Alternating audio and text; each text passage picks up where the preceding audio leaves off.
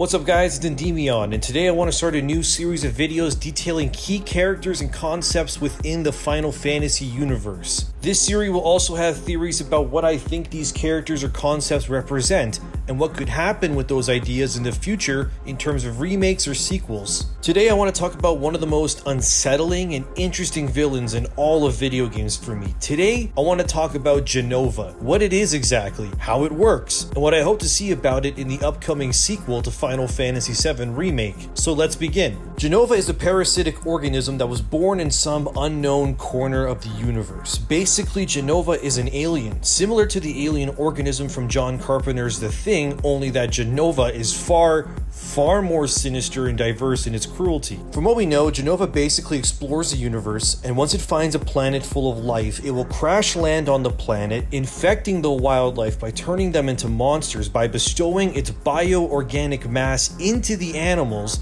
And once Jenova has successfully cleansed a planet of all organic life by consuming it over hundreds, if not thousands of years, Jenova will utilize the energy and power it's amassed over its genocidal campaign to launch itself back into space and continue its cycle of harvest. See, when I first played Final Fantasy VII, which is my favorite game of all time by the way, I was pretty young. I was around 11-ish years old if I remember correctly, and witnessing this concept of this absolutely horrifying creature at a young age had a profound impact on me from both a psychological level and how I perceived a lot of things in the world. Jenova represented the cruelty of Mother Nature to me as I looked at what it did to organic life, similar to how the cycle of life works on Earth, with its simplistic yet brutal set of rules. That rule being that the strong eat the weak.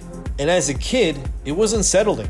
But as I got older, Jenova never left my mind, as I would always come back to think about its origins and where it could come from. When I eventually discovered the writings of horror author H.P. Lovecraft, it became more clear that Jenova had a lot in common with cosmic horror monsters like Nyarlathotep, Azathoth, or Cthulhu.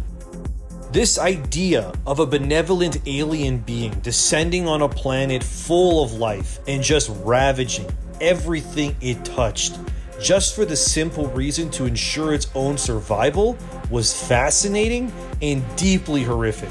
For those familiar with Final Fantasy VII's story, it's revealed that Jenova is in a sense the mother of the main villain Sephiroth, in a way. This idea of humanity playing with something so ancient and alien, something they could never possibly fully understand, and using it to create superhumans capable of inhuman things is such a cool idea. The whole idea of injecting humans with the Jenova cells, it was so cool.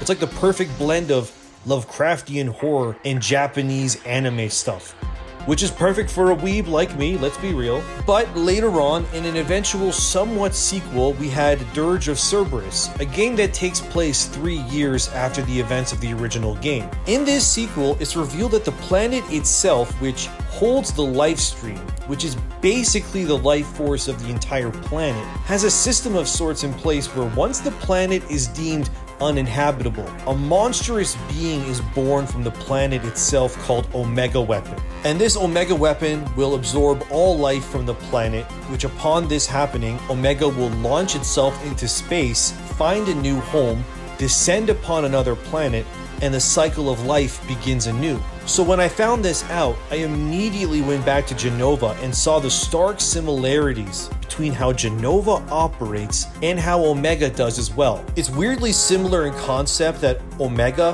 an organic force of nature created by the lifestream, which by some sheer godlike will can leave a planet to begin life anew, is so similar to a random alien organism that happens to land on the very same planet. And although all those years back when I played Dirge of Cerberus, I eventually brushed the game off as being possibly non-canon to some degree, my brain though became rattled when Square-Enix released Final Fantasy VII Remake for the PlayStation 5, and the Yuffie DLC was showing off characters like Nero and such who were from Dirge of Cerberus. Needless to say, I was freaking out. But let's get back on topic with Jenova and discuss some theories. If the Lifestream is capable of creating giant monsters called weapons to protect it from harm in the form of Emerald, Ruby, or in this case Omega weapon, and these weapons are made by the Lifestream to exact its will of protection and eventual rebirth, then was Jenova from another planet fulfilling a similar concept? Or is it a corrupted version of another planet's Lifestream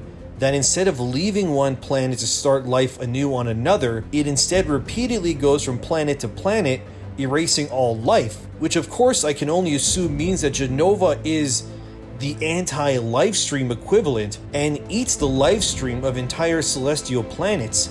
I have to wonder, as I have for years up until this point, as to why.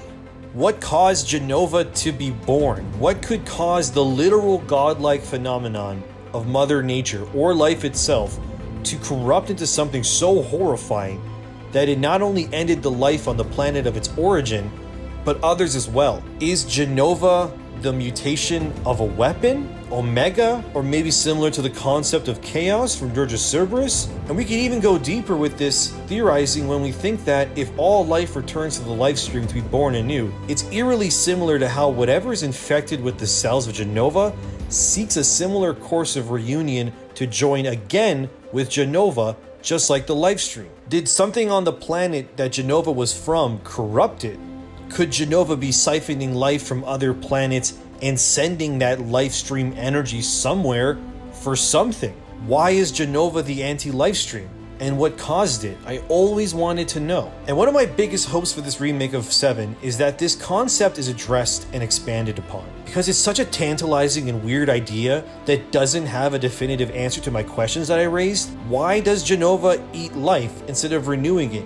Why does it have a physical form while the Lifestream is a literal stream of life? How did this all begin? Are there more Jenovas? Is Jenova an experiment that went wrong from another planet, universe, timeline, multiverse? I have so many questions I want answered. And it doesn't help that Jenova's name is derived from the words Jehovah and Nova, relating to the concept of God and being born anew. In a way, Jenova literally means new God. Man, it's such a weird villain. I really can't wait to see how Square-Enix elaborates more on the concept of Jenova. Like, Jenova's cells can infect the Lifestream itself, and it can be born again through those infected with its cells. Why? Is Jenova just the universe's answer to destruction? I have so many questions. Was it a science experiment on some other planet that was trying to use the Lifestream for something and then got corrupted? I have so many questions. But for now, I'll stop here. Thanks for watching, guys. Let me know what you thought of my first Final Fantasy theory video. I will still do Mass Effect related content, but I do strongly believe in having Final Fantasy be a pillar of my channel equal to that of Mass Effect. So what do you think of Jenova? Where did it come from? Let me know in the comments below. And let me know of any Final Fantasy related topics you want me to discuss in further videos, like any Final Fantasy game. I've played them all, just let me know. And if you love Final Fantasy and Mass Effect and RPGs like I do, please subscribe to help me out. It means a lot. I'm Endymion. I'll see you in the next one.